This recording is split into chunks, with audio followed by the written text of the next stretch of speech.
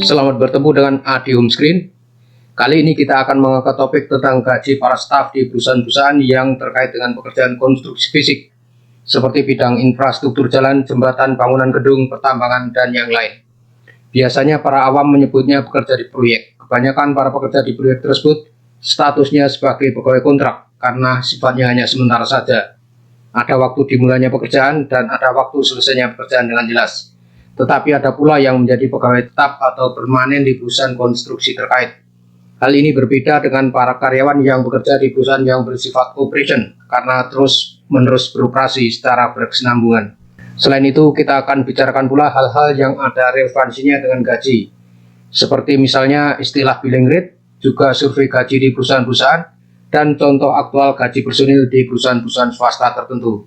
Selanjutnya, sesuai dengan topik yang sedang kita bicarakan kali ini, di layar ditunjukkan suatu tabel tentang billing rate yang dikeluarkan oleh Inkindo, Ikatan Nasional Konsultan Indonesia. Buku ini merupakan pedoman standar minimal tahun 2020 bagi tenaga ahli nasional berpendidikan S1, S2, S3 atau setara dalam rangka undangan pelelangan internasional atau ICB, International Competitive Bidding.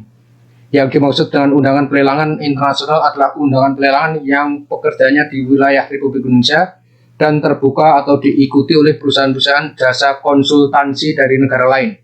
Jadi pedoman ini masih baru dan tentunya sangat relevan dengan topik yang kita angkat kali ini. Di sini terlihat tabel billing rate yang terdiri dari 4 kolom.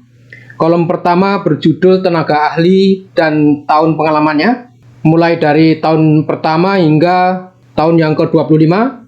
Kemudian kolom kedua, 3, 4 berisi rate dari masing-masing tenaga ahli sesuai dengan kualifikasi pendidikan dan jumlah tahun pengalamannya. Untuk level pendidikan S1 atau setara dengan rentang antara 42.750.000 hingga 179 juta rupiah per bulan. Untuk level pendidikan S2 atau setara dengan rentang antara 56 juta hingga 204.750.000 rupiah per bulannya. Dan untuk level pendidikan S3 atau setara dengan rentang 60.500.000 rupiah hingga 218.250.000 rupiah per bulannya. Untuk lebih lengkap dan detail tentang pedoman standar minimal tahun 2020, dipersilahkan membaca atau mempelajari sendiri buku yang dikeluarkan oleh Inkindo tersebut. Selanjutnya yang akan kita bicarakan adalah Indonesia Salary Benchmark tahun 2020 dari Michael Page. Ini semacam standar atau pedoman atau referensi dari besaran gaji yang ada di pasar lapangan kerja di Indonesia. Di video kali ini hanya diambil 2 sektor saja, yaitu sektor property and construction dan sektor energy and natural resources. Dari tabel yang ada, apabila diringkas, terlihat gaji di sektor property and construction untuk posisi engineer minimum 15 juta, maksimum 25 juta. Untuk posisi manajer minimum 25 juta dan maksimum 50 juta. Sedangkan untuk sektor energy and natural resources, gaji engineer minimum 20 juta, maksimum 70 juta. Untuk posisi manajer minimum 35 juta, maksimum 60 juta. Untuk lebih lengkap dan detail, Anda dipersilahkan untuk membaca atau mempelajari sendiri jurnal dari Michael Page tersebut. Selanjutnya tentang survei gaji yang dikeluarkan oleh PMI, Project Management Institute, edisi ke-10 yang dilakukan di 37 negara, khususnya untuk para profesional di bidang project management, seperti terlihat di layar monitor ini. Dari info di Google, terlihat di monitor, edisi ke-10 tersebut dirilis awal tahun 2018. Jadi kemungkinan surveinya dilakukan di tahun 2017. Dari tabel yang ada ini ditampilkan perbandingan gaji dari berbagai negara. Di sini diambil nilai tengahnya atau medianya. Terlihat penghasilan tertinggi para profesional bidang project management tersebut dari negara Swiss, yaitu nilai medianya mencapai 130.966 US dollar per tahun, atau kalau dirupiahkan sekitar 158 juta rupiah sebulan dengan nilai kurs 1 US dollar setara dengan 14.500 rupiah.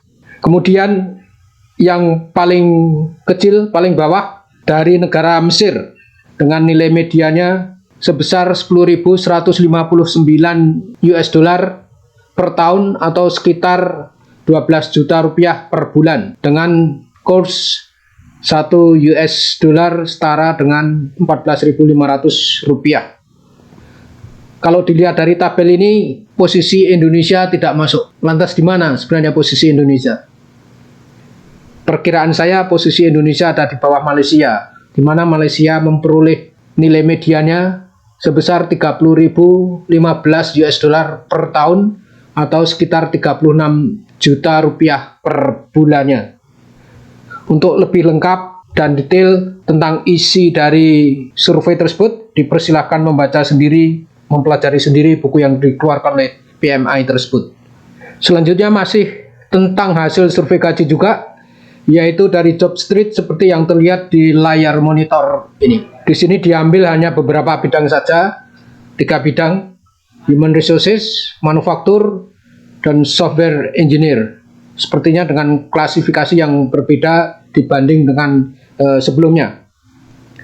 Untuk lebih lengkap dan detail, Anda dipersilahkan untuk melihat sendiri dari website yang ada di Jobstreet.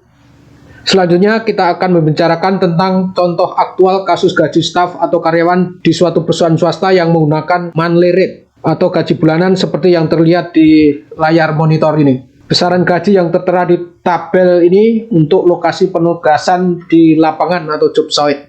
Dari 20 personel dengan posisi yang berbeda-beda terlihat besaran gaji dengan angka yang terendah sekitar 9,7 juta per bulan dan yang tertinggi 60 juta per bulan. Apabila diamati lebih lanjut, ada posisi atau role yang setara tetapi jumlah gaji yang berbeda. Hal ini tergantung pada hasil negosiasi saat masuk pertama kali. Misalnya saja ada posisi superintendent, itu rentang gajinya terlihat antara 40 juta hingga 60 juta rupiah per bulan. Sedangkan untuk posisi lead ada rentang gaji antara 48 juta hingga 57,8 juta rupiah per bulan. Apabila dilihat lebih lanjut, di tabel ini terdapat suatu kolom yang berjudul admin fee. Hal ini terjadi karena tabel ini atau klaim ini itu diajukan oleh perusahaan manpower supply atau outsourcing ke klien yang menggunakan personil tenaga kerjanya. Tetapi kita akan mengangkat topik manpower supply atau outsourcing di video yang berbeda. Selanjutnya tentang contoh hitungan detail untuk klaim yang diajukan oleh perusahaan manpower supply atau outsourcing. Di formulir hitungannya terlihat besaran fee yang diambil oleh perusahaan manpower supply tersebut. Dalam hal ini service fee sebesar 11%. Jadi perusahaan outsourcing ini setiap bulan mendapatkan fee dari klien karena menugaskan karyawannya untuk bekerja di perusahaan klien yang memperkerjakan karyawannya tersebut.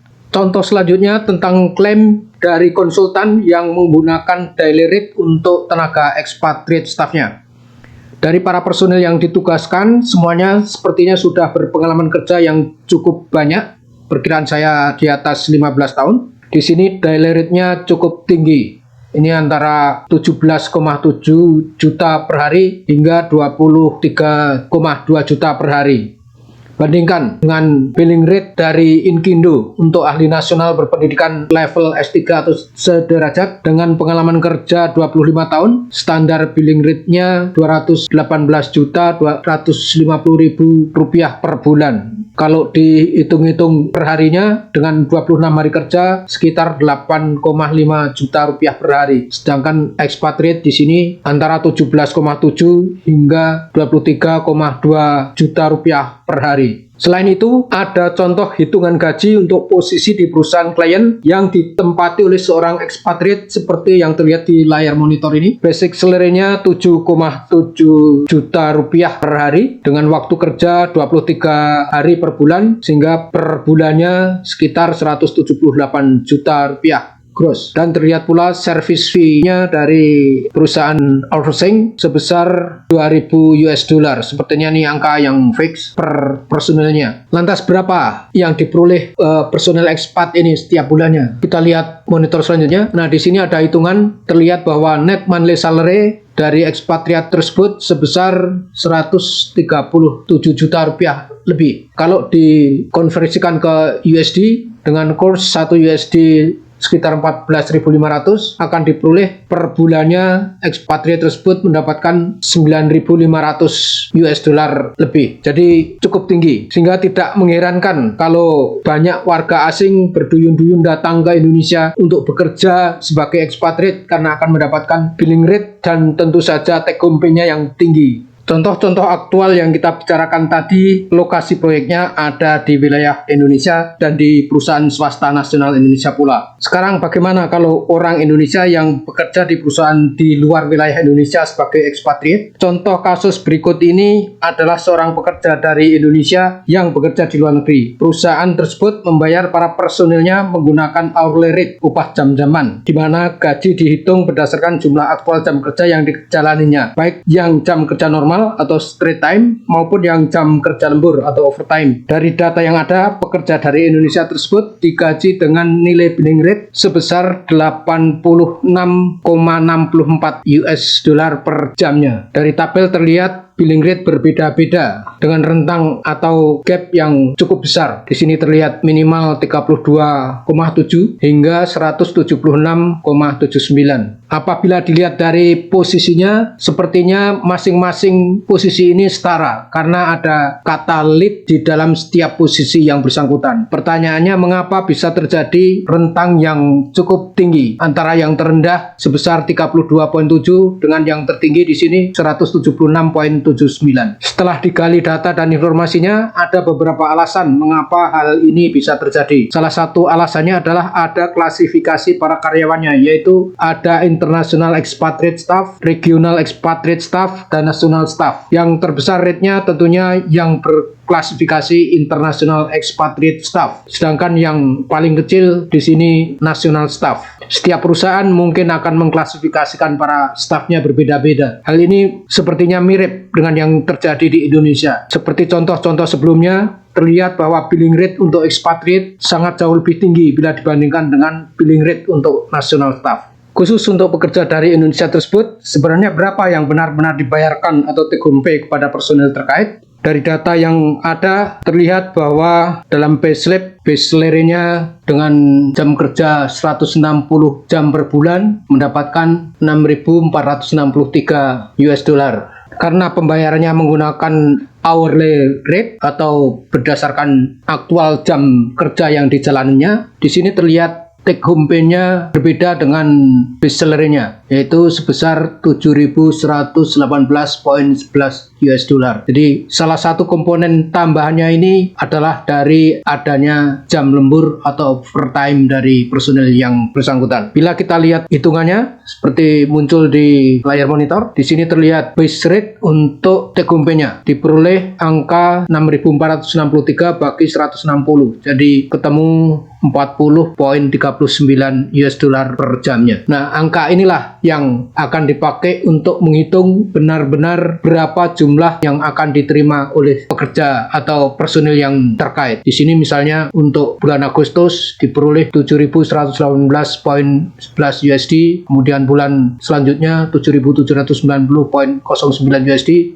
Nah, perbedaannya ini karena ada perbedaan jam lembur di bulan-bulan yang terkait. Apabila dihitung dengan rate 1 USD sama dengan 14.500, maka take home pay per bulannya lebih dari 100 juta rupiah. Angka yang cukup besar bagi rata-rata pekerja yang ada di Indonesia. Selanjutnya tentang pesan-pesan. Aktualnya dalam suatu perusahaan rentang besaran gaji untuk posisi yang setara sangat variatif. Negosiasi awal penentuan gaji sangat penting. Harus percaya diri dan yakin saat mengajukan gaji pada saat diminta berapa besar gaji yang diinginkan. Untuk posisi posisi yang sifatnya kontrak, pengalaman saya nih, kenaikan gaji relatif kecil. Bahkan ada kasus beberapa kali perpanjangan kontrak, gaji tidak ada kenaikan. Selain itu, untuk para pekerja dari Indonesia yang bekerja sebagai ekspatriat di luar negeri, biasanya akan mendapatkan gaji yang lebih besar. Bahkan mungkin bagi sebagian orang bisa mendapatkan jauh lebih besar bila dibanding bekerja di dalam negeri. Berlomba-lombalah cari pekerjaan di luar negeri dengan persiapan yang baik, dengan berbekal kemampuan bahasa dan kompetensi teknis yang memadai. Terus belajar untuk meningkatkan kualitas hidup. Dan apabila menurut Anda video ini bermanfaat, silahkan subscribe, like, dan share kepada teman-teman Anda. Mungkin video ini akan berguna bagi mereka juga. Terima kasih. Sampai ketemu lagi di